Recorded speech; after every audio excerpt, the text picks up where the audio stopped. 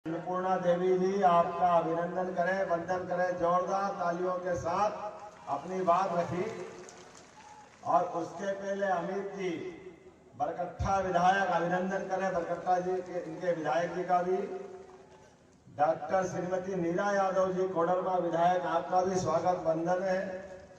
श्री अनूप जोशी जी, भैया अभिमन्यु जी, श्रीमती गोमती साई जी, नाम तो बहुत सारे लिखे हैं, मुझे जल्दी जाना है। हमारे भारत सरकार के मंत्री श्री ज्योतिरादित्य सिंधिया जी की माता जी का देहांत हुआ और मुझे ग्वालियर पहुंचना है, इसलिए मैंने कहा कि पहले तो लगा के कार्यक्रम कैंसिल करना पड़ेगा, लेकिन कोडरमा वाला का प्रेम ऐसा कि सब छोड़ करके आपके बीच में आया हूं।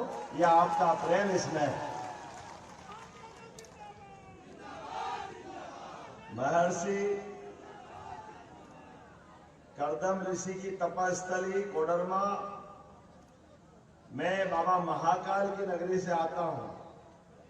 भगवान बिरसा मुंडा की कर्मस्थली झारखंड, चंचला देवी शक्तिपीठ में विराजित देवी मां को भी प्रणाम करता हूं और बाबा महाकाल की धरती से आता हूं, तो आपको भी प्रणाम करता हूं। बोले महाकाल महाराज की।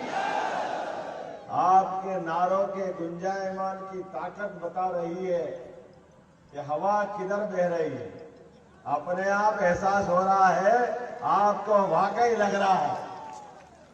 मुझे मालूम है कि कल हमारे विरोधी दलों की सभा इसी स्थान पे हुई थी,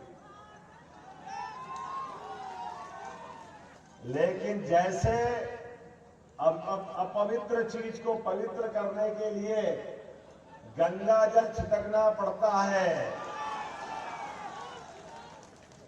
ऐसे आपके सबके यदुवंशियों के चरण धरे तो सारी की सारी चीजें अपवित्र से पवित्र हो जाती है।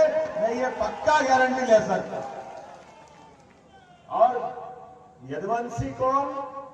जो भगवान कृष्ण को माने, गोपाल कौन? जो गाय पाले और जो भारत मां की जय जयकार करे। और अब की बार तो और आनंद आया जब बहन अपने रिकॉर्ड बता रही थी कि आपने पिछली बार वोट दिया उनको और उस वोट ने कैसा काम किया। पहला काम किया, 40,000 निरपराध लोग मारे गए कश्मीर के अंदर। उस कश्मीर के ऊपर कलंकित धारा जो 1947 से लगी हुई थी, यशस्वी प्रधानमंत्री के नेतृत्व में वो धारा 370 को समाप्त करने का रिकॉर्ड आपकी बहन के माध्यम से ये गौरव कोडरमा को भी मिला। कई बहनों के मंगलसूत्र टूटे, कई विधवा हुई, कई के परिवार उजड़ गए, कई के खानदान खत्म हो गए, लंबी खून की नदियां बहाई गई।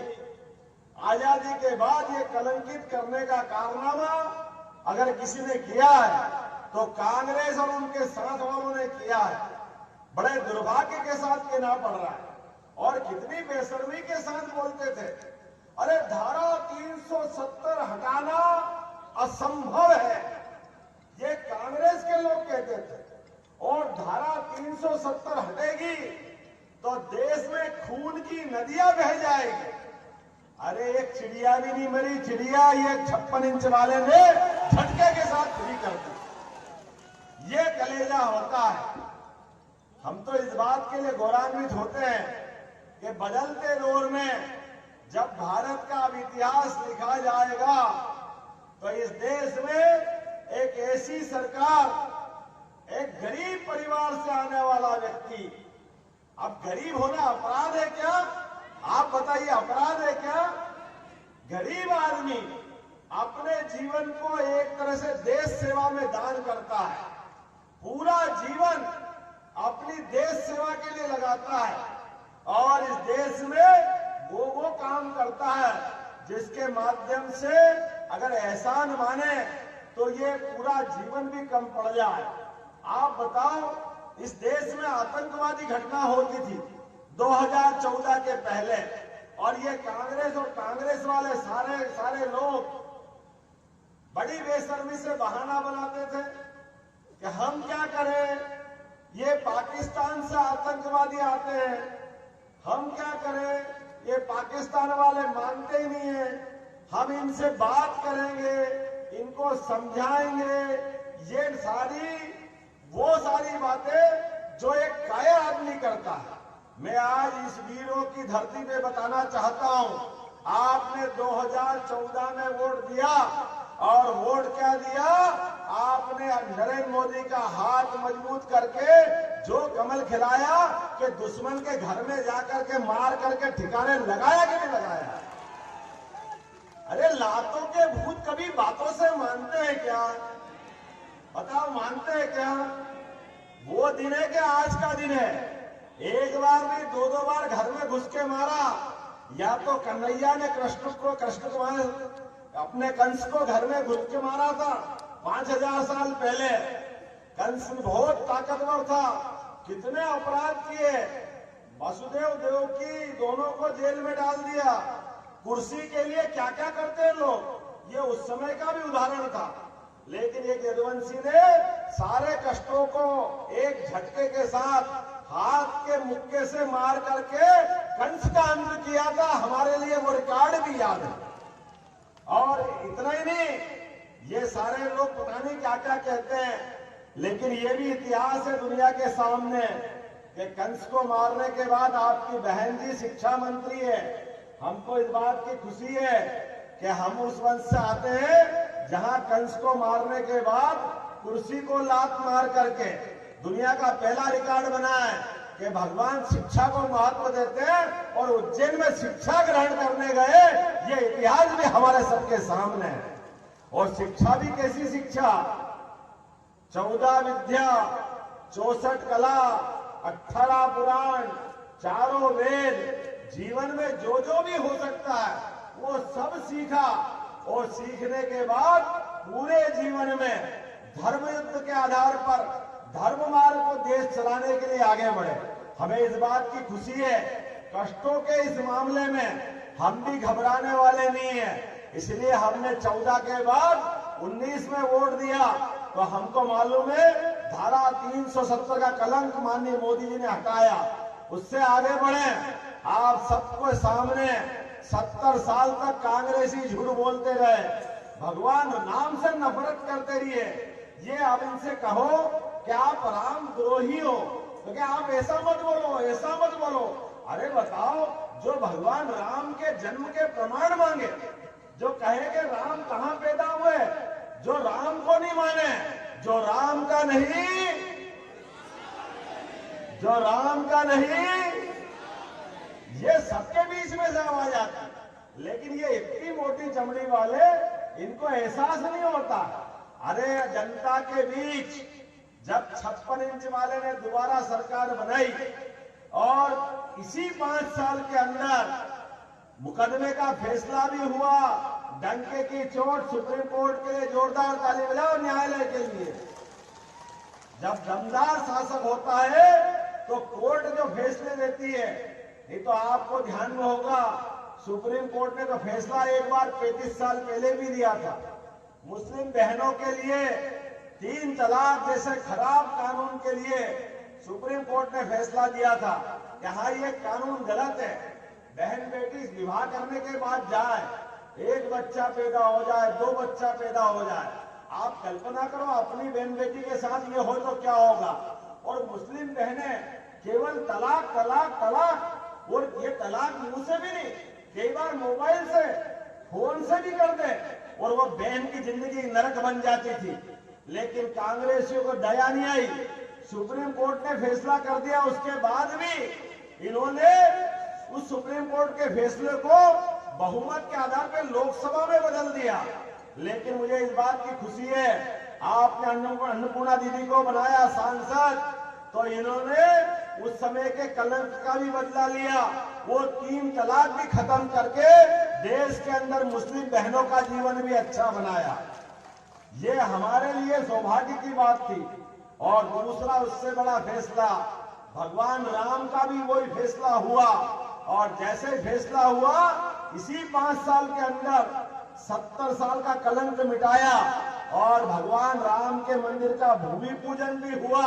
और भगवान राम इसी साल 22 जनवरी को अपने धाम में मुस्कुराए। बोलो जय जय श्री राम, जय जय श्री राम।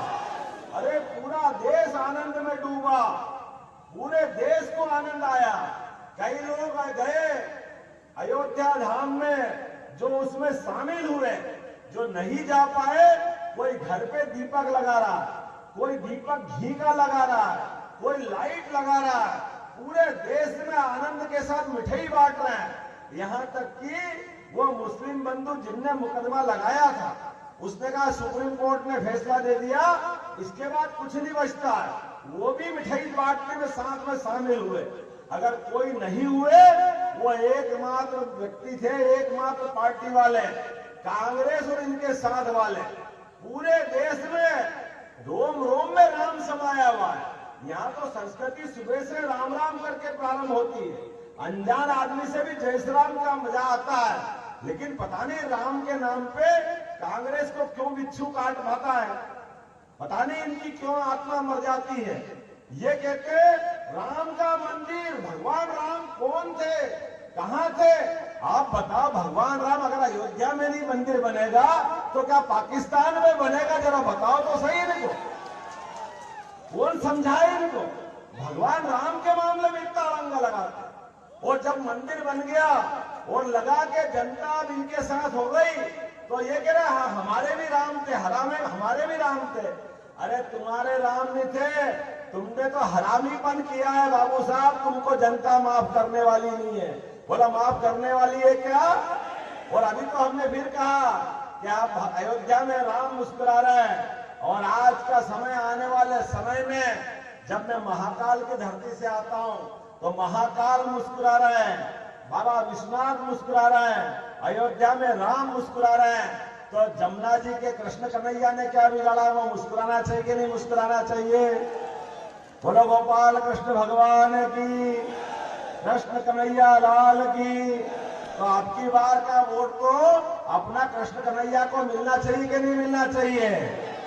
ये केवल एकमात्र व्यक्ति कर सकते हैं। और आज आपके बीच में आया हूं, मैं जवाबदारी के साथ बता सकता हूं, केवल कहते नहीं वो माननीय प्रधानमंत्री सबका साथ सबका विकास, सबका विश्वास सबका प्रयास, ये करके भी बताते हैं। आप तो इतनी बड़ी संख्या में हो, आपको मध्य प्रदेश का आमंत्रण देता हूं, आइए आप सब बाबा महाकाल के दर्शन करें।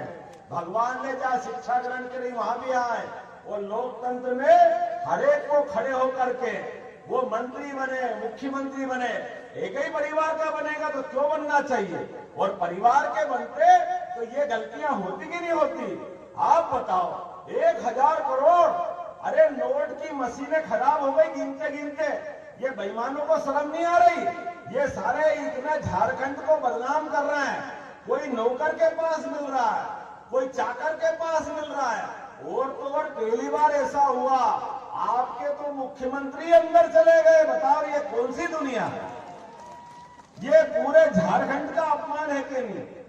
और एक बड़े वाले और दिल्ली में जो आए तो जमानत पे, लेकिन क्या कह रहे हैं, अगर आप मुझे वोट नहीं दोगे तो मुझे फिर जेल भेज देंगे।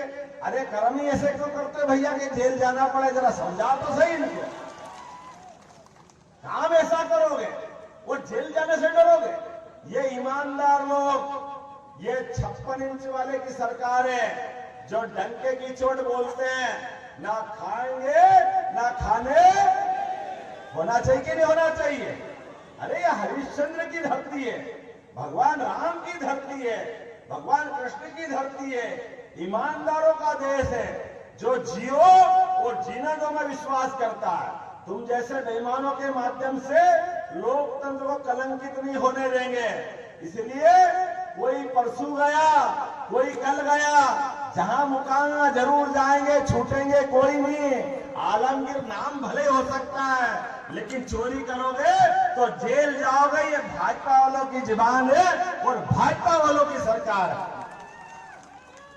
जिसने अपना चुनाव चिन्ह भी सोच समझ के रखा है कि ये फैले हुए कीचड़ में कमल खिलाना है।